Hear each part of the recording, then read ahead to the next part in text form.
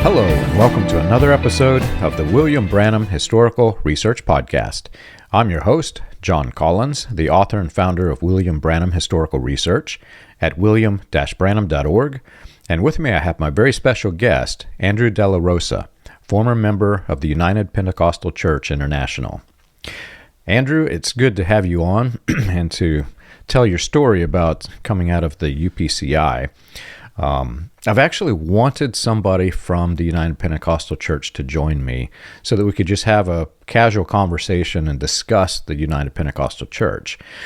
Because as I was making my journey out of the message cult of William Branham, as you're aware, I started going through some Pentecostal histories, and I started comparing what Branhamism had as its underlying foundation with other churches and trying to understand why is it different.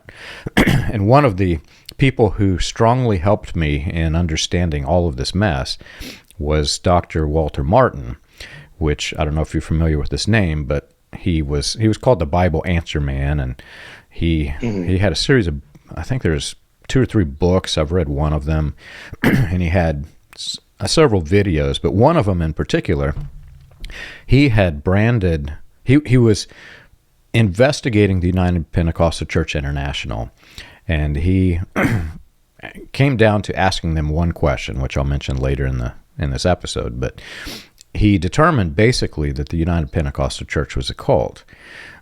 And at that time, interestingly, I was still formulating in my head whether or not William Branham and the message was a cult. And then taking it a step further than that, a cult is not so bad. You can have the cult following of Taylor Swift, and you can have the Swifties, and it's a cult. Is it destructive? I don't know. I'm not that big of a fan of the music, but you can have this. So I began to examine, well, there's a difference between cult and destructive cult.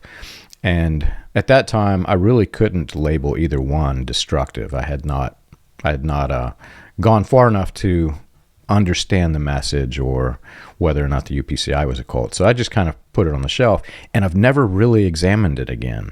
So I'm interested to hear your story. I know that you have some feedback about the United Pentecostal Church. So maybe if you could just start and tell everybody a little bit about yourself.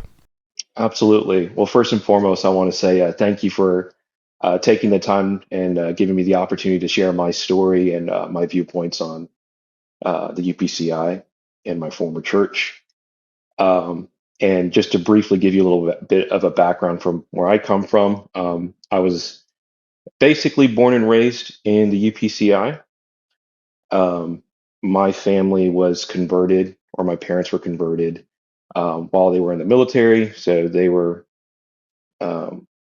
contacted by missionaries when my father's stationed in Japan, and that kind of started our journey through Pentecostal doctrine. So before that, my parents were Catholic. So I've really not known anything else. I was raised in it. And then later in my middle school and high school years, my parents took me out of public school and put me into Christian schools that were Pentecostal led. So deeply embedded in the Pentecostal doctrine as preached by the UPCI. And then, I was very involved in ministry at my specific church. So I was accustomed to the rules that they enforce, which we might end up talking about today. And very well versed on, their specific form of salvific doctrine. That's very common across Pentecostalism, not just the UPCI, but and then one of the core monikers that is identifying of the UPCI is their stance on what we would label oneness theology. That's probably the most prominent doctrine that they express. And eventually I did some personal study into Pentecostal history, which led me to where I am today, where I have left the Pentecostal tradition and trying to highlight through my blog and videos I've been producing some of the contradictions and criticisms of that doctrine. Awesome. Well, as I mentioned, I was still forming my idea of what was a cult and trying to understand it. And I'm interested to talk to you because I want to hear more about your thoughts on whether or not the UPCI is a cult. Walter Martin, and I'm paraphrasing heavily, but in his books and in some of his videos, he basically defined a cult, and I'm paraphrasing, but he defined it as a group of people who are gathered around a specific person or that specific person's misinterpretation of the Bible. That's how he defined a cult. And, I give him that's probably accurate, but is it destructive? I don't know. I look towards Dr. Stephen Hassan has the BITE model, which is, controlling people's behavior, controlling and limiting their information, thought control, thought manipulation, and emotional control, emotional manipulation. And when I look at the UPCI as a whole, it's hard to put into a category for me. The funny part is I had a conversation with Adam Short recently. I think that podcast will go up before this one. But I was mentioning the term UPCI because it was the backbone to what created a lot of what we see in the NAR today, New Apostolic Reformation. And he came out of this, and he should, this is his heritage, right? And he said, "What's UPCI?" Which was funny to me. I thought, I thought somebody who came out of that movement, because it had that foundation, I thought they would recognize it. But apparently, many of the movements today that descended from this have completely whitewashed their histories. They don't talk much about the latter rain or UPCI, and I'm curious. I want to know why they've whitewashed it. What are they hiding? But personally, my understanding of the United Pentecostal Church International was that there were several disparate groups that Pentecostalism had after the Azusa Street revival, and there was this wonderful outpouring, they said, of the Pentecostal blessings. Well, everybody went back to their places of origin, and they started fighting over doctrines. So one group would draw a line in the sand and say, "We're not part of your group, we're a different Pentecostal organization." Some of the ideas were significant, such as the Godhead. You mentioned oneness, so some of them were Trinitarian, some of them were oneness. Other doctrines were not so significant, in my opinion, but regardless, it made this big band of different groups, and then in the mid-40s, I think it was, they all kind of combined and became United Pentecostal Church International. So Right. Walter Martin, when he's defining it as a cult, how do you do this? Because there's so many different ideas and different movements, and I don't know that there's a central flow of theology that is being dictated to the churches, but I wanted to hear your opinion on this. What are your thoughts? Absolutely. So it's one of the things that I discovered when I independently went to research the history of our doctrine, how we arrived at our current belief systems, and exactly what you expressed, or I think this is common for most people when they finally start unrooting their history in Pentecostalism, is you have to confront one, how relatively short-lived, or not short-lived, but how relatively new these doctrines are to Christian history. And people will try to tie some of these their theology and their specific doctrinal tenets to much longer heritage within Christian history, but the way that it's practiced and embraced today is really conjured up from like the early 1900s. And I often say, in talks with my wife when we discuss Christian history or Pentecostal history, the UPCI, I believe, was formed around 1945, kind of as you were suggesting, where some of the conflicts were arising between the individual groups and they coalesced and became the UPCI. I think an odd history tidbit is that the spam company, the lunch meat in the can, precedes the formation of the UPCI. Right. And so, for all the people that claim, and this is commonly preached within UPCI circles, which may lend to its cultish properties that I would argue here in a moment, is they argue that we're reverting back to the old paths, quote unquote. Our form of doctrine and teaching and our ecstatic preaching, that's returning to the old ways. And spam precedes these old ways. I Right. know that might be a little bit silly, but those are things that we have to acknowledge historically that these movements are relatively new.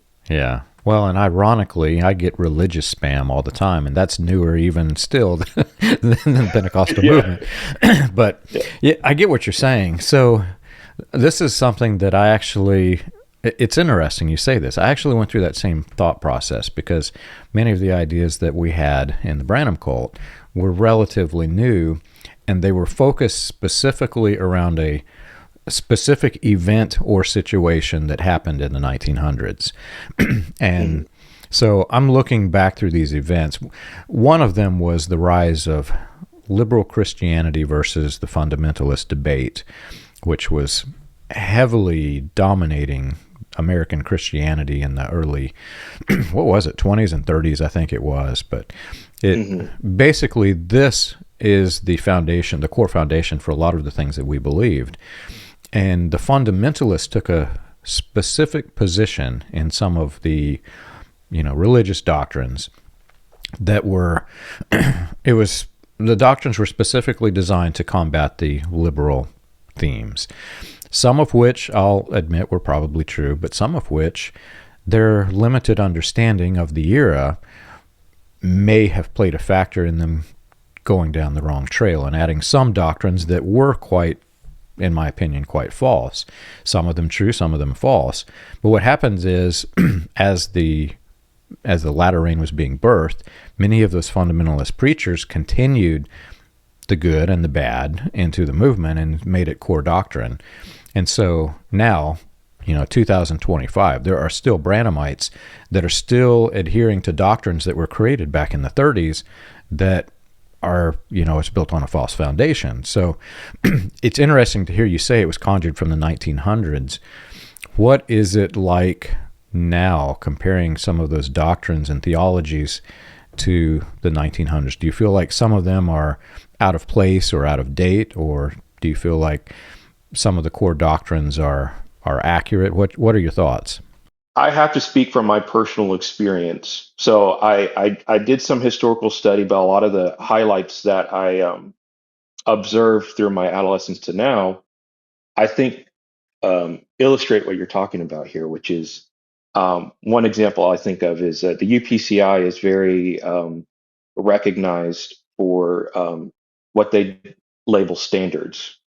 Um, but outside of the UPCI, we would kind of deem these extra biblical rules um, based off of like how you're supposed to dress or conduct yourself in public and things that you can or cannot participate in. And in the short span of the UPCI's formation to today, there's a lot of rules that have been quietly dismissed without like outrightly defining why these things were first put into place and then subsequently dropped. And so an example of that is there used to be a ubiquitous rule across UPCI where they forbid having TVs in their homes. And I mean, this was considered salvific. So, like, if you had mentioned that you watched movies or going to movie theaters was also forbidden. Um, it was commonplace across, and it created a subculture where people would judge one another if they even implied that, like, oh, I had seen a movie, or um, it came out in silly ways as I grew up. But like, we used to joke with one another that, like, oh, I don't watch anything, I just read the Bible, as teens and stuff. But now, if you were to look at the UPCI in modern times, with the advent of technology, obviously this is a very hard rule to enforce. And so churches have quietly dropped this rule without expressing how they got there. And it's common. I mean, if you're on social media at all, practically every Pentecostal young person has social media constantly references pop culture, which means they have a knowledge of what is being produced in the entertainment industry, which is what the original rules were trying to address. And so I think one that shows the hypocrisy of the original doctrines, and that it definitely highlights that it's man-made and not biblically centered, And so that may be one example. Of course, I can think of many more, but that's one of the more prominent ones. It's kind of funny because as you talk, I take notes of what I'm going to lead to next and what my discussion is. And my note literally says one of the examples we had was television. It was this rule that had really no basis in the Bible, and it was silently dismissed in the Branham cults. So what we're talking about is the same exact thing. What I have come to the conclusion to believe is that many of the rules are created and established solely for the purpose to prevent change and modernization. And I think that's something that is shared UPC. See, Branhamism was built on top of Pentecostalism. And Branham, I believe, based on the history, I strongly believe and suspect he was trying to join the Roy Davis Church, which was a different Pentecostal sect. They're trying to join it into the UPCI as it was being formed and become leadership in this movement. So there's going to be a lot of crossover in what we believe and what you believe. But television was one of the things, and I came to a point where, just like you said, I started looking at all of the rules. And even if you go to my website and just type in rules in the search bar, you'll find this ridiculous set of rules. Everything from television to men can't wear suede shoes. And I began to look at the ridiculousness of it. The suede shoes, for example, I don't even want to wear suede shoes. I don't like suede shoes. You wear them in the rain and they get messed up. But back then, it was the movement's attempt to dissuade people from being fans of Elvis. That was just the way it was, man. That was the life and times. But I came to the question, which is a very sincere question from all of my research and study and having lived these rules, what benefit were these rules to my salvation? And am I going to go to hell because I wore suede shoes? I don't think so. And why were they introduced, and why did they become so important to these men? So then I began to examine the agendas, and that's the trajectory that led me down the path of questioning, was this a destructive cult? And I'm curious your thoughts. I'm going to eventually come to the question for you, was this UPCI a cult? But what was it like with your journey going to that conclusion? What was your thought process as you were examining these rules? What led me to even evaluating them was the effect that it was having on my spirituality and my walk with God. Because initially, as an adolescent, you're told rules, and certainly rules are important. You're in preschool and you're told, you have to, hold hands with your partner to make sure you don't get lost, keep an eye on the teacher, and then all these like little rules that we learn to guide ourselves through society. Look both ways before you cross the street. And so as I'm growing, I'm trying to extrapolate that kind of that sentiment towards the rules I'm told are like spiritual guidelines. Men can't wear shorts. That was a rule that's, I think, still mostly ubiquitously held throughout the UPCI. And so I never questioned initially why that was a rule.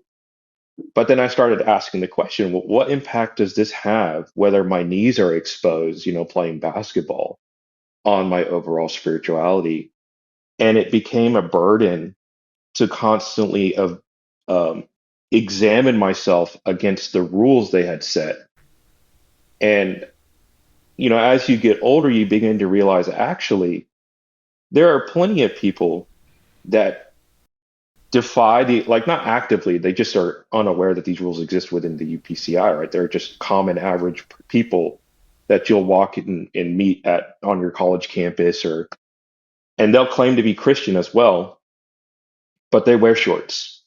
They wear open toe sandals. They some of the women, they wear makeup and jewelry, and these are some rules that were restricted in our groups, and they're exhibiting qualities that I would consider Christian, Christ-like, but I was told that these qualities don't manifest unless you adhere to these rules, Right. or that they were a part of the equation of holiness. And so I couldn't understand how they were exhibiting these qualities if they weren't adhering to the doctrines that we suggested were the only ways you could. Right. So I'm going to ask you a loaded question because I've been dying to ask this to somebody who is in the Pentecostal ministry. So after I left the message cult of William Branham, I began reading the Bible over and over and over, trying to just wash all of that nonsense out of my head, making the Bible my foundation instead of Branhamism. And I began to be quite shocked because not only did I read the Bible, I also studied, as I'm reading each passage, I studied what some of the terms meant that really don't have an application in today's language or society or culture. And the shock that came on my face when I learned what it meant to gird up your loins. It's literally to take your robe and tie it up where you make shorts, because you could run faster if this robe wasn't getting in your way. And I was in a cult that, just like you said, you couldn't wear shorts. And some of the children in some of the groups, you could wear shorts up to a certain age, I think till you had hair on your legs, and then they would stop it, as if the hair was was devilish, which is kind of funny now that I look back. But the other irony is the church leadership. I remember significant names of leadership in the cult who did wear shorts. And they would preach about it on Sunday and say, you can't do this. And then they go home and do it in private, or, go to a swimming party or the lake or whatever. So there was also the double standards that came with it. And that's on the men's side. Now on the women's side, I'm reading through Ezekiel 16, and that one chapter just totally undermined the entire theology of Branhamism, because it's talking about God's faithless bride. And who was God's bride? Jerusalem, not the Gentiles. And God wanted his bride to be pretty, and he adorned her with makeup and beautiful fragrances and a nose ring in the nose and earrings in the ears. And I read this and I'm like, you gotta be kidding me, man. Because these ministers, they have one job, man. They have to read the Bible and to preach. I'm certain that ministers who preached against earrings had read that passage. So my loaded question for you is, as leadership in the Pentecostal movement, what do you do when you come across passages from the Bible that completely undermine what you're preaching every Sunday? Yeah, so it leads you to reverting back to tired arguments with it. So we would, when I encountered scriptures like that, you approach it assuming your core doctrine is still true. It doesn't conflict. You just have to mold the scripture to somehow fit. It's like taking a star peg and trying to ram it through a square hole, and so that's kind of how we addressed it. And I think a lot of it too is that it just gets swept under the rug eventually at some point. And there's a scripture that I can't quite remember the reference point, but maybe you may be familiar, that when you criticize certain doctrines and you raise points like that, there's a scripture that I'll paraphrase, which says essentially that there are some that will try to make arguments with so many words, essentially, like highlighting the meanings of words. I think the scripture says to no avail, and so they basically will just suggest that you're trying to create conflict when you're just curiously asking the question, well, how do these coalesce? And that's important to me because these are doctrines that you suggest will forfeit my salvation. So it's not just casual discussion points, but these are things that are, people are earnestly concerned about. And the funny part is that passage, I know the passage you're referring to, that passage reads both ways. Because if you think of Yeah. what Jesus was saying to the Pharisees and the lawyers being people who interpreted the law and were looking for specific meanings of words to build more doctrines and rules off of, and Jesus condemned the whole practice. So, in essence, what you're describing is some of the UPCI may be doing the same thing as the Pharisees, if in that case. But things like that. Another one that hit me, a big one, the passage about a woman shall not wear a garment that pertains to a man. I can't tell you how many hours I spent going down through the history and the study of women's clothing in the Greek cultures and the Jewish cultures, etc. Because man, you look at the men's robes.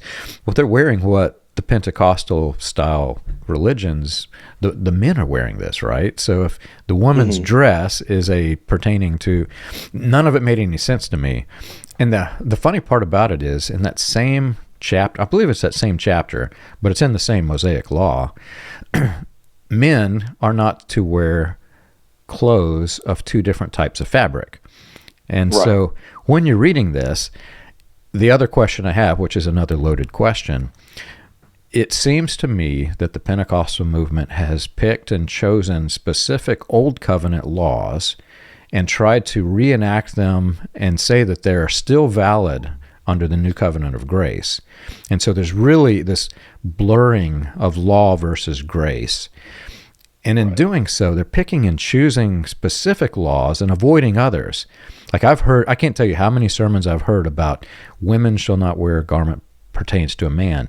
I've never, ever heard them preach about two types of fabric in men's clothing. Never. Right. So you've got this situation where, I think it's in the book of James. There's somewhere passage that says if you try to apply the law, but you fail one point, you're guilty of the whole law. So as leadership in these types of movements, how do you reconcile that? Well, it's very reductive, their view of the world and of theology. And so as long as you can, assuming that they view any contradiction or criticism raised towards their doctrines, they view it as a debate, they incorporate debate principles to focus the argument on their presupposed view of the world. And so there's not a consideration of like, are there these other rules that we need to encompass into our doctrinal beliefs? They've already are assured of themselves that these are the definitive set of rules. And I think those are drawn, and this is where I would kind of suggest this quality is what drives the UPCI from just being, you know, a generic Christian group to being potentially in a harmfully cultish group, because you have to evaluate the where does the hyper focus on these rules originate, if not from the Bible?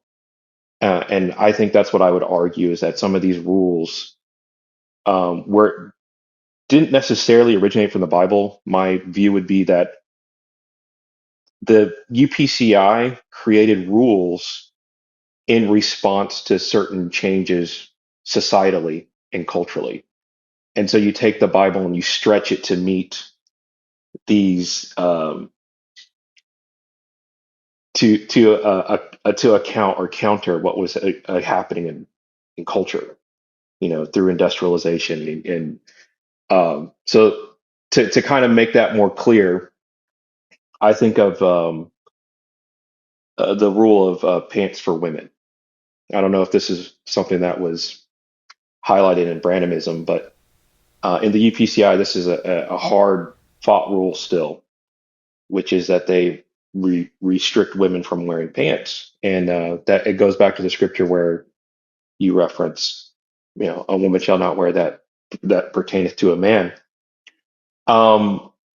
But the usage of pants only became more common as fashion evolved through the lens of, historical change, right? And I don't, I know that could open up a can of worms to discuss, uh, pop culture history and how that like affects religious viewpoints. But to condense it more, uh, to make it more condensed, I would say it's just the UPCI, in my opinion, formed rules in response to culture and not from a conviction to the rigidness of Scripture. And then you argue that after the fact.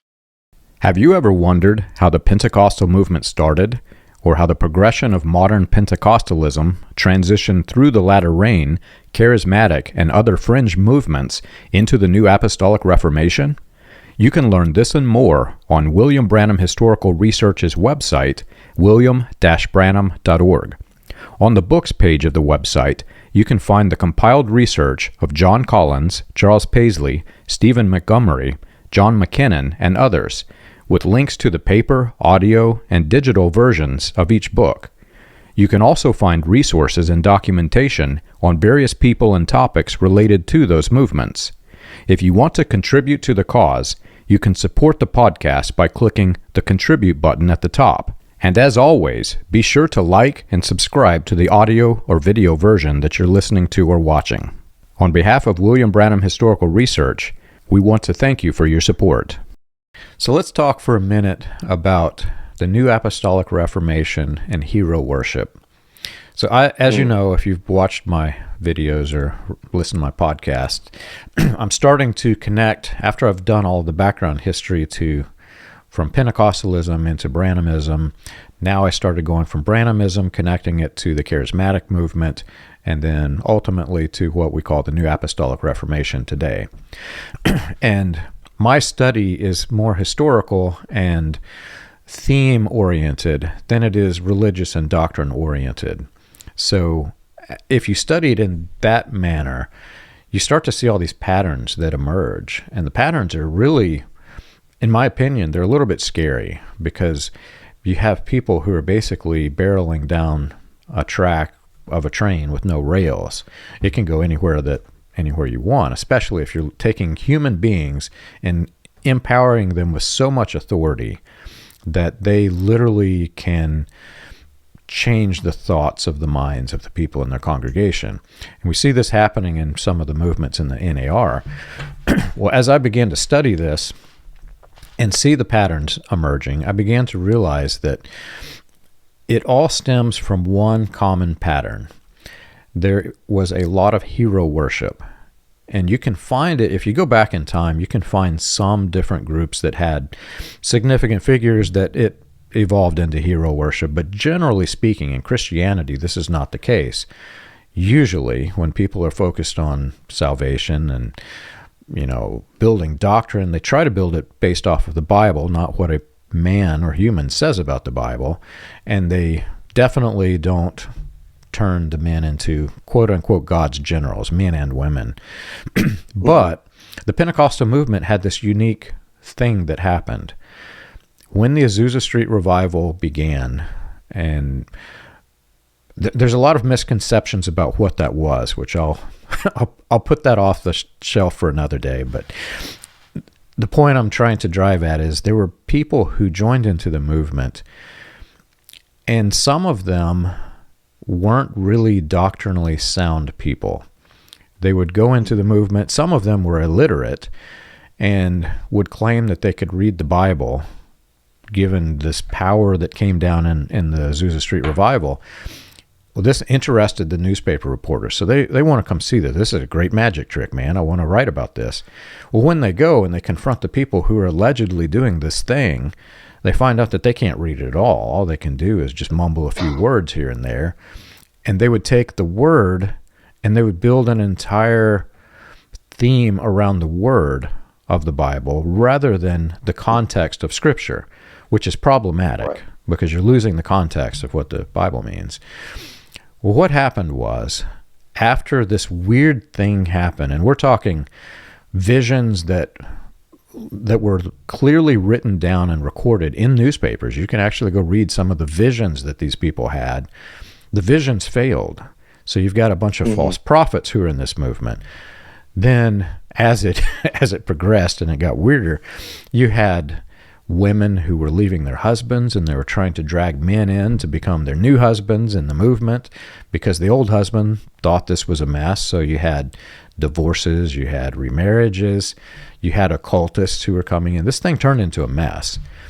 But what happened was, in any time during this mess, if a person were to go and be part of this revival and then be gifted with speaking in tongues, all you had to do is get this gift. If you could get this gift, when you went back, these people had authority over the ministers in the local churches. And this is common knowledge, I think, to a lot of Pentecostal historians. It's not common knowledge to regular people who don't understand this. So in my church, say I'm in 1910, and in my church I have a pastor who's preaching the gospel, he's preaching the Bible, he's preaching it in context, but it is a holiness church. And then suddenly we get a visit from one of these people who went to this revival who doesn't have any sound doctrine, but just happened to attend the revival. This person starts to influence the pastor, and the pastor changes his doctrine to conform to what is coming out of the revival. That's recorded history. This is common knowledge. I'm not veering too far out of fact into opinion. But what it tells me is the people who attended the revivals, this began the flow of hero worship, because these people were at a higher status, regardless of whether they had any sound doctrine, just because they attended. Then over time, as you watch this grow and continue, now they're suddenly key figures that become heroes of the faith in the Pentecostal movement. Some of them, if you go back and you study what they preached, it's a little bit off topic from the Bible. So I'm wondering your thoughts on the hero worship as it exists in Pentecostalism. Do you see this as something that continued long after that, or do you think it just kind of fizzled out after that initial spread? Oh, no. I mean, in my specific group that I came out of, and this is still very prominent, they may change the way they approach describing these leaders, obviously to avoid criticism, but there are several ministers, prominent pastors, and evangelists that are viewed as these larger than life kind of individuals that they look to for guidance, for they look to establish spiritual norms, and so I think it's interesting that when I expanded my research outside of the UPCI and started investigating other Pentecostal groups, the parallels that I was seeing in other groups like the NAR was pretty stark, because or pretty jarring, because they will claim, I think the UPCI tries to portray itself as like the more sophisticated and polished form of Pentecostalism. Their identity is usually portrayed or exhibited on social media as them wearing suits and well dressed and tailored clothing. And so even the way they worship, at least at what's caught on camera, is very reserved. But in practice, when you actually sit in their services, they absolutely do worship, I would say, are very close to worship these leaders, or like you said, hero worship. Pastors are given essentially unchecked authority in these churches in the way that they govern the organization. They have zero accountability, and I think the reason that they fixate on elevating pastoral authority, is what we would call it, or spiritual authority, is it reduces the responsibility to doing personal investigation, to black and white thinking. We're gonna offload our responsibility to investigate for ourselves and use critical thinking onto an external charismatic leader, an authoritarian leader. And I think people prefer that um, than actually engaging in the study of the scriptures for themselves. And I think that's why it becomes why it's still very prominent, and why it attracts people to movements like the UPCI, because they are allowed to forego that personal responsibility to say, okay, well, whatever they say is essentially second to the Bible. So that ultimately leads me to the main question, right? When you see authoritarian control and when you see manipulation to suppress critical thinking, for me, these are red flags. And for Walter Martin, as I mentioned, when he came across that alone, I think that's what made him decide that the UPCI was a cult. I'm still on the fence. I'm trying to decide for myself, is it a cult, is it not? How do you even define it? Because there's all of these different groups. And yet at the same time, with the hero worship comes authoritarianism. You can't suppress that. Whenever you have a person that you're venerating as a hero while they're still alive, this person is going to have become an authority on doctrine and scripture. There's no two ways about it. That's the way this works. It's a process. So if you apply Dr. Stephen Hassan's BITE model, thinking through behavioral control, information control, thought control, emotional control, using that to evaluate the UPCI, would you say that this is a cult, and why would you say that? Absolutely. And that's actually one of the books that was very instrumental to me identifying what I came out of as being a cult. And I would even argue a destructive one, because um, many of those tactics are employed. I mean, basically, if you go across the BITE model, the UPCI fills out practically 90% of those qualities. One of the more prominent ones is, thought stopping techniques. Um, I mean, it's so embedded in their practice that it comes off as like spiritual routine. So it's almost difficult to identify as an attendee unless you're specifically looking for these cues that these are thought stopping techniques.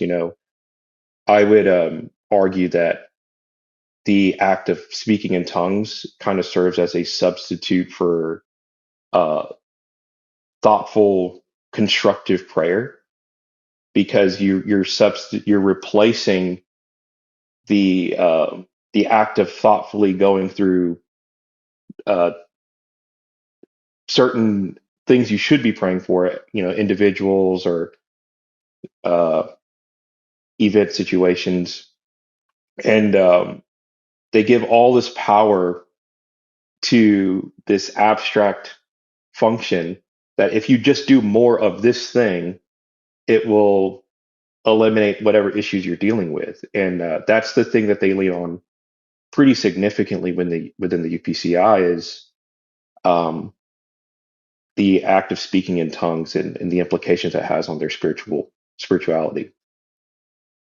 Um, and I think that you can actually extrapolate this to non-Christian groups, like spiritual groups that incorporate like trance meditation. Um, those they're more open to say that, like, say for instance, chants, if you would do in meditation, are meant to eliminate thoughts so that you could become completely focused on, becoming uh, one with yourself, right? In spiritual language. And in the same way, I think inadvertently that's what the UPC has done with the doctrine of speaking in tongues, though they wouldn't define it that way. And so I think that's honestly one of the most prominent things I think of as being pretty destructive within that group. Yeah, I'm still, like I said, I'm still forming my opinion, but the red flags are there. When you see the suppression of critical thinking and you see the the information being controlled. I had, you don't know this, but early on, I want to say maybe we were 10, 15 episodes in, we interviewed a UPCI minister. And I've got no problem talking to people who are Pentecostal, especially ministers. I want to hear the information that they have and share it. And we've had others, other Pentecostal ministers who come on the show and they share their information. And by sharing their information, they've got facts I don't have. I've got facts they don't have.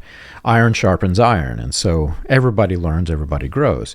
But we had a UPCI minister who, I got to open up and he started telling me all kinds of really good facts, good histories. And then I guess he realized he was a bit too open, because when it came down to airing it, he had given me approval on the podcast episode. And then right when it come down to the air date, he said, "If you put that out, I will sue you." And so wow. I still have it on the backup drive, because he threatened to sue me if it goes out. And instantly this threw up all kinds of red flags, man, because there wasn't a single thing that he said damaging to himself. Not one. The only thing that he did was he started opening up and talking about history that you're not going to hear the Pentecostal movement talk about. And right. I began to realize, well, why is he suppressing this? Why is he holding it back? And it honestly, that caused me to dig a little bit deeper into the history of the UPCI. And it's a good thing that it happened, because when I did, I started discovering all of the ties from Branhamism to the early UPCI, and they're significant. We're talking as Branham is touring with little David, the levitating boy, and they had the traveling magic show where the boy would levitate and preach Jesus. Well, they're preaching at the Kiel Auditorium, which was the main facility used during the Pentecostal days, and they're attracting all the UPCI people. So Branham is being entertained by leaders of the UPCI. He's actually, one of his early campaign managers ended up being one of the, I can't remember, superintendent or something of the UPCI. He was a pretty significant figure, right? So he's connected to all these UPCI people.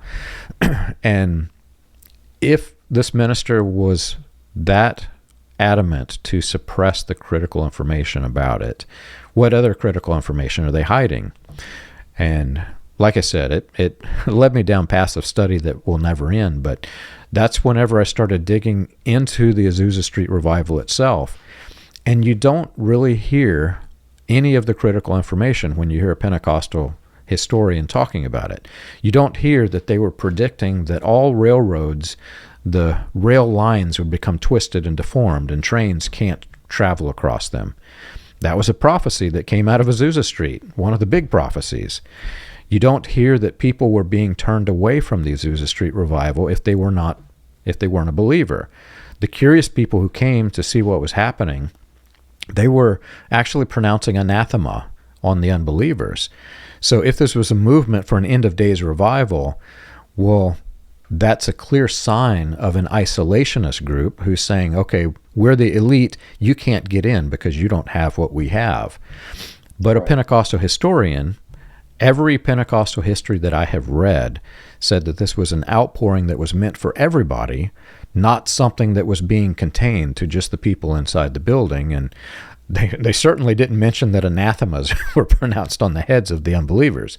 So as you think through that critical history, it's hard not to think about, is this a cult? Is this a destructive cult? In the BITE model, there's also the control of behavior. Speak to that a little bit. Would you say that the Pentecostal United Pentecostal Church controls the behavior? Absolutely. I mean, you alluded to it with the suppression of outside influences and even the ability to discuss certain topics within the UPCI. So it's pretty covert, right? Like they wouldn't outrightly say that these are explicit rules that you cannot talk about these histories, but it's definitely discouraged.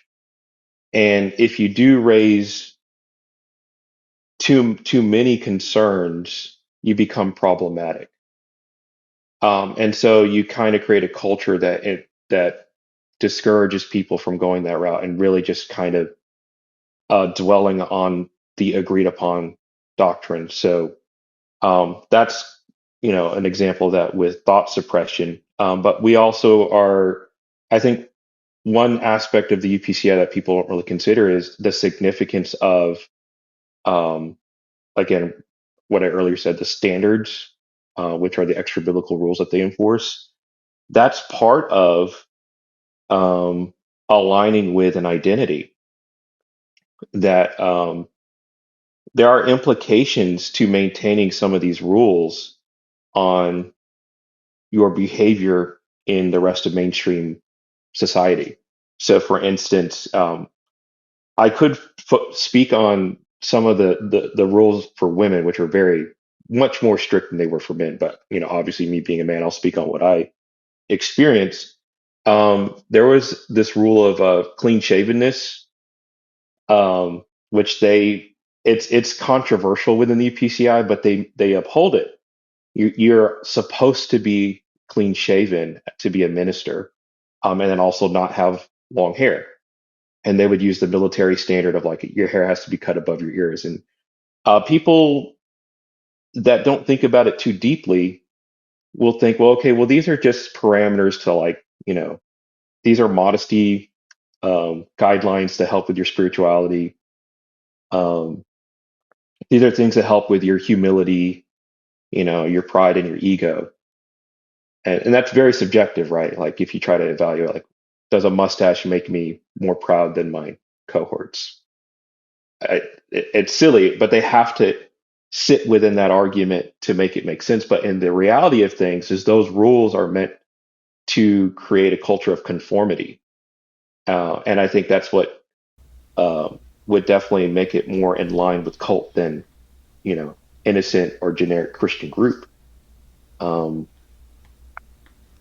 so it's almost the parallels are too on the nose because a lot of people will compare some of the standards that are enforced at the UPCI with the military. And the military are very open about expressing that, yes, these are rules to ensure that our personnel conform to an ethos, right, of a certain, like military ethos, right? And we don't extrapolate those rules back to the UPCI and think they're not doing the same exact thing, where they're conforming our behaviors and thought patterns through these external rules that we're meant to keep, that are pretty, frankly, are arbitrary to our overall spirituality. Yeah. And in the end, it's also a result of hero worship because the Bible says that God doesn't look to the outward appearance. But we have figures in Pentecostalism who had their hair a certain way in the 40s and 50s, who had their, clean shavenness. That was popular style for a preacher back then. So they're conforming to the hero worship. They're wanting to even look like the preacher, which is, I guess that would be a mark in favor of what Dr. Martin, Walter Martin was saying. But yeah, like I say, I'm still forming an opinion. I see the critical thought blocking and the information control as a significant problem in the UPCI. It is a significant problem. So, assuming it is a cult, and like I say, I'm forming an opinion, what would you say to other people who are either inside and they're looking to get out, or people who are on the verge of leaving the UPCI? What advice would you give them? So my advice is, first and foremost, to be open to research and investigate the scriptures for yourself. So um, a lot of what is promoted in the UPCI is to wholly trust your specific pastor, and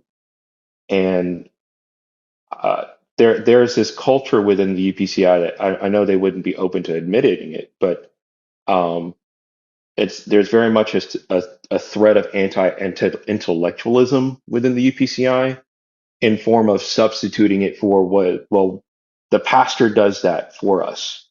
He's gifted with the ability to interpret the Bible better than us. He has divine insights that we can't get because we're not in his position. Therefore, it does me no good to personally investigate. But they contradictingly will say, to kind of cover themselves, like, well, read it for yourself, but don't trust yourself when you read it. So I would encourage people that are questioning some of what they are observing to earnestly and sincerely investigate scriptures, and don't be afraid to contrast what you're being taught with other teachers within the Christian tradition. I think that's probably the fastest way to recognize some of the contradictions in any group. But for my case, the UPCI, is as soon as you compare your doctrinal tenets against external groups, it becomes increasingly harder to maintain your view without having to shy away from accepting certain scriptural tenets. So that's the first thing I would recommend. And the second thing is the UPCI is highly governed, I guess, by supernaturalism. So outwardly they'll claim that they're very doctrinally centered, but in practice, a lot of what goes on within these Pentecostal churches is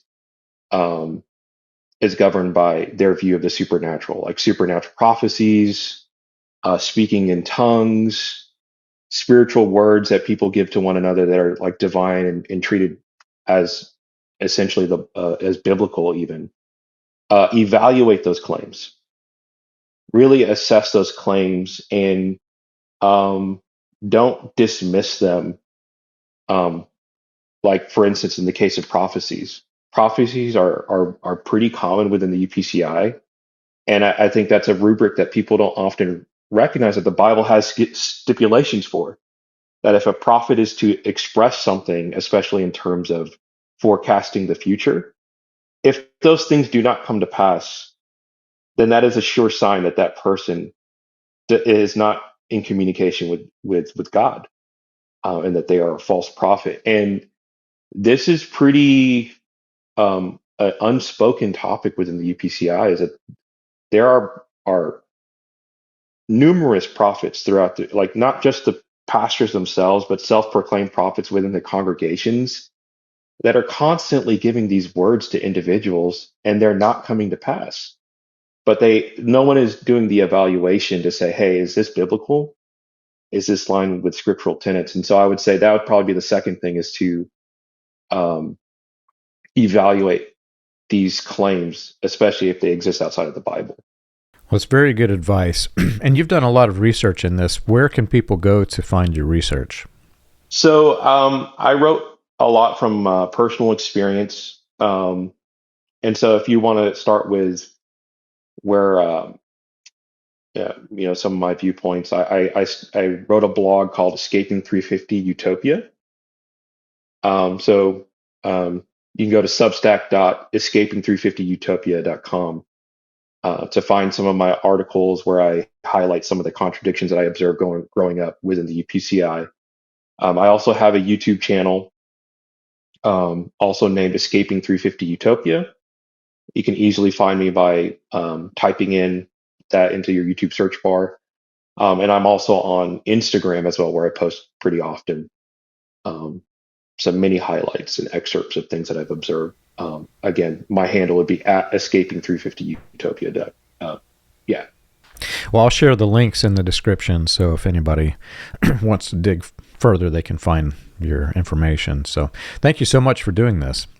Absolutely. Well, thank you so much for having me and giving me the opportunity to share this, my side of the story and kind of my experiences. And I hope it, may help others.